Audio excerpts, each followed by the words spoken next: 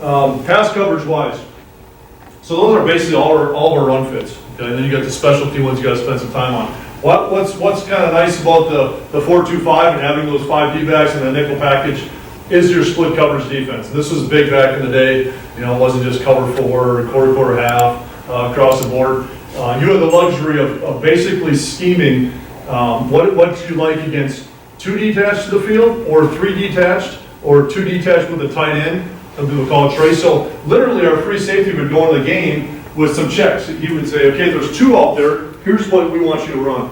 If there's 2 out there with a tight end, here's what you want you to run. Or if there are 3 detached, here's what you want you to run. Or if they want formation in the boundary and there's only 1 guy out here, here's what you got to do too. Okay, so he could just look out there and read the scheme of things. Okay, how many receivers do I got? Here's what coach told me to check it, and he checks his defense. We still do this out there, check defenses. Why? Because everybody changes tempos, and we won't have time to signal and all this stuff. So we have base stuff. Here's your checks for your week, okay? And then, if you feel a knack, if they're slowing down, you have time, and you feel, I think it's 3rd and 5, and they're just going to run hitches, let's go cover 2. Okay, let's try to bury the low zones and get a pick off or get a deflection.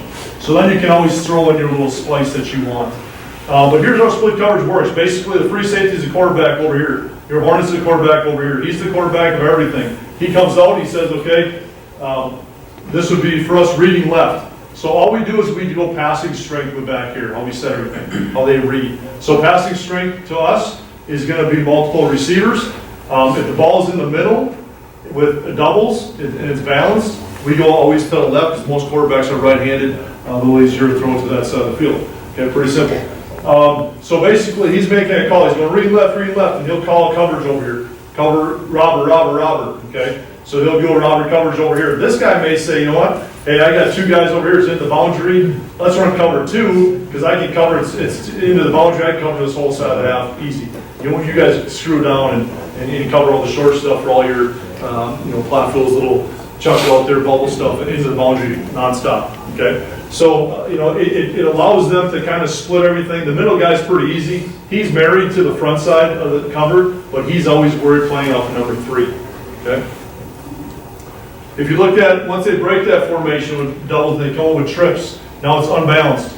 So basically, now you have a determination in any type of defense you run. What are you going to do with this guy right here? Most of the time, the quarterback is reading what they're going to do with that guy. Okay, are you bringing him over to help on this side of the line so you can have 1, 2, 3 against 1, 2, 3, 4, or are they going to keep him back here so you can go double on that number 1? So this guy's the main guy. I'll show you 3 different ways that we play that on both of this. Okay, so let's talk coverage real quick.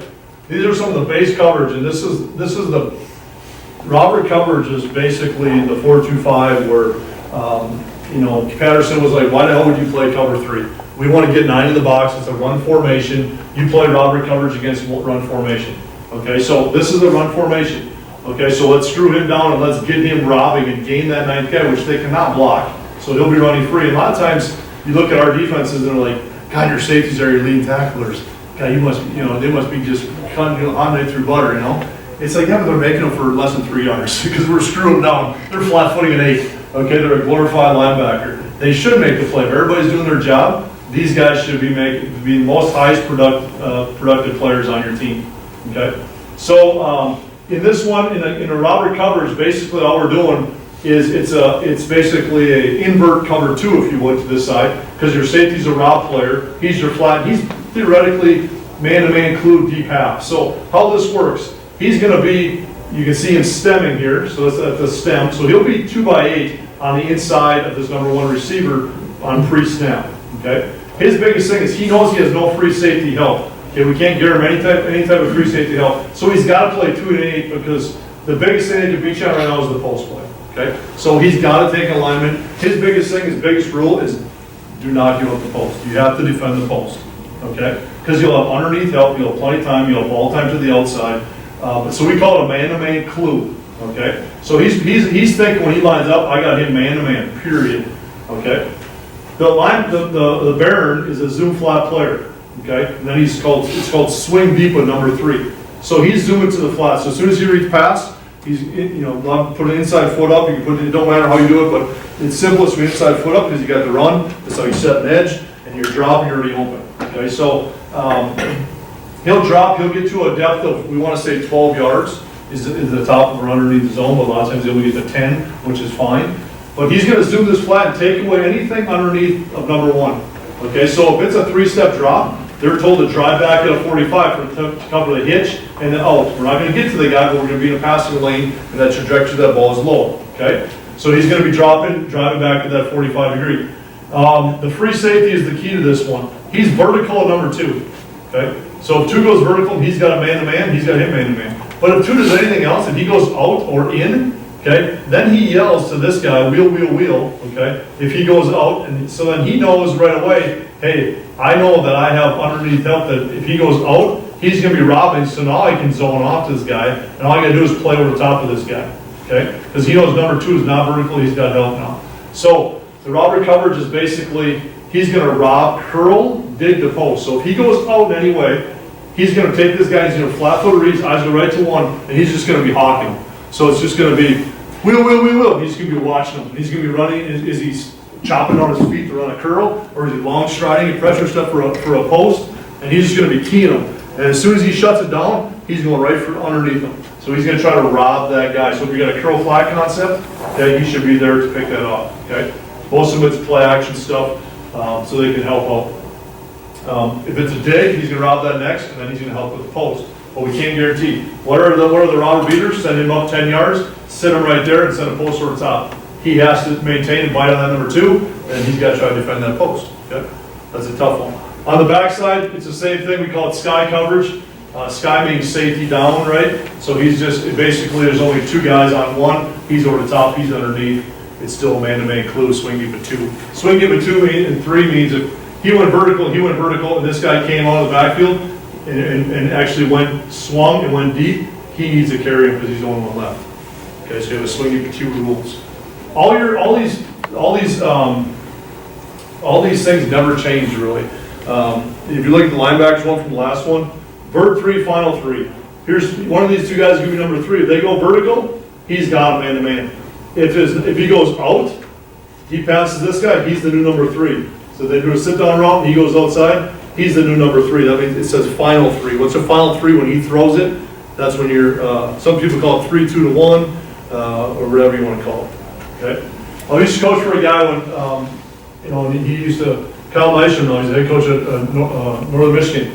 And he's always telling me, he's like, explain to me this coverage. And I started explaining, like, okay, so this guy does this, and he's got to do this. And he looked at me like, boy, you got diarrhea in the mouth, man. If you can't say something in 5 words, don't say it all. You better freaking figure it out, man. You got to be coaching on the run. It's got to be fast. Okay? So right there, I'm like, holy shit, that makes a lot of sense. So we basically tell these guys, if he does it wrong, hey, vert 3, final 3. It's got to be something quick because our offense, we've I'm running so many in place, so many quick that half the time you're just like, you're on film like this because you can't keep up. So it's got to be something quick. You can tell these guys. Quarter coverage, we all know about quarter coverage.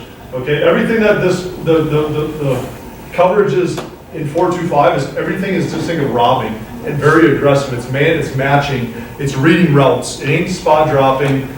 Everything is very. We want to suck all the green grass and open space out. So basically, right here, a meat technique means, and you don't even have to incorporate this, but all that meant is if you had a split coverage here, these corners need to know if you're going to expand out to the flat with this guy. Okay. Sometimes if there was two detached over here, this corner he would just yell at me, I got you, I'm here. Okay. On this side, there's 2 detached. He's not going to be there right away, okay? If he's going to be inside leverage that number 2. On this side, he's outside leverage. Me, I got him. I can handle him easy. He crosses my face, I'm going to be all over him like white on rice. I don't need you, okay? So then that allows that corner not have to jump. If number 2 comes out, he doesn't have to be like that read flat guy. Where on this side, he's on the inside of number 2, this linebacker. So if this number 2 came out, he has to jump him. It's more of a read flat. It's like the cover 2 read, you call it. If anybody has ran that, this is more of a 2 read, the old school 2 read. This is more of a cover 4 robber. So basically the same thing. Wheel roll, you're robbing post dig to curl. So those are just quick coverages. Cover 2 is typical cover 2. You're jam funneling, trying to funnel to the free safety. Pretty simple stuff there. 10 minutes, coach. Yep. And then we have the mans on the back side. So basically, when you get into the split coverage thing, we can run, like, say, if they have two detached, let's say we're running quarter coverage, that's a check. Hey, if they come out with two detached, we want to run quarter coverage. All right. If they came out with on the back side, if they came out with a wide out and a tight end, we want to run a lock. Okay, so we want to man that up. But if they came out with two detached over here, then it might be something else. So now it's like, okay, there's two wide receivers now. That's more of a threat. Let's maybe run a quarters over there if it's in the middle of the field, or if it's in the boundary that's trying to cover two, because that's more of a threat. Tight end, fat, slower guy. Our safety should, be able to cover the tight end pretty easy. So we feel more comfortable locking up over there, man to man. Okay. So lock is just a call into the boundary. It says you got one, you got two, you got three. Okay. If three goes the opposite way, you're vicing number two. So basically you turn and you vice him. So if he runs a little stick route right here, okay, RPO stuff or whatever, you can help vice him. Okay. Solo. These are all the trips checks now. So we have a way to take away 1, 2, and 3 in all of our trips coverages. So solo, if you sing solo, you're all alone, right? Singing solo on the mic. So that's where it came from. One-on-one back here. Mike has the back man-to-man, okay? The high Hornet has a vertical of number 3. So if 3 goes vertical in any way, or it comes across this way into the man side, he has to jump him. But if he goes anything out, now you can tell him whatever you want him to do. You can build a deep wall, help with 2. You can have him rob to the backside. He's a free player. Sometimes we have him quarter off back here to help post, from both of these sides. You can tell him whatever you want to game plan that week, tell him to do something. But if 3 is vertical, he's got to take them. That allows these 3 guys to play whatever coverage you want on him. Cover 2, they can play cover 4, they can play robber. It doesn't matter, okay? So that's called solo. The next way we run is what we call a roll. Okay, this is taking away number 2 now. So basically, what they call a roll is we took our bear and we roll him up in the face of number 2. Because right now they have a potential of 3 verticals. Well, in roll, we want to keep this guy, instead of robbing him over here to play solo on him and stealing him and not making this guy play one-on-one all the time, we want to keep him back there so we can double him. A lot of teams in our league, Arnold, the Flatfield, go. You go over one over there, we're going to take all the other 3 guys over here and see what are you going to do with him. You going to man him up? Okay, or you're going to have to double them so we can pick on your trip side. Okay, so a lot of times you have to keep him over there. So now you have to have different ways to play a trip set over here with basically these 4 guys. Okay, so this is the roll. You bang the shit out of number 2. Do not let him go vertical right away. Okay, basically hold the piss on him, right? And then just meander to your curl to flat area to drop like quarters. But no, these guys have to change their alignment. They're splitting the difference between 1 and 2 with a step towards 2. He's between 2 and 3, step towards 3. Okay, and allowing that ball time. So this, we used to call it deep at Western Michigan. These guys are basically as deep quarters. Okay, there's no robber technique. They're true quarters, so they can try to handle the 3 vertical of this. But hopefully this guy gets hung up by this guy if he's doing his job, so he can squeeze him a little bit. He can still be over the top here, and this will be used for ball time. Okay. The last one is Bulldog. We call this multiple things. When I was at Emporia State, we played Truman. Truman State was the Bulldogs back then. They're not even in the league anymore. But this is how we take away number 1 receiver. So now we had solo, we had roll where we take away him, and now this is Bulldog where we would just lock him up man to man. Okay, usually they don't throw this guy much anyhow in the trips in the field way over there. Okay, so we lock him up man to man, and then we have a banjo coverage between these 2 guys right here. Okay, so basically it's a mini version of cover 2. All right, so this allows us to keep our Hornet backside again to double him. And now basically he's turning into a corner. So if 2 went vertical and 3 came out, he exchanged that. These 2 guys were exchanged. He's helping a wall inside. So it's funnel, and then to this high safety basically.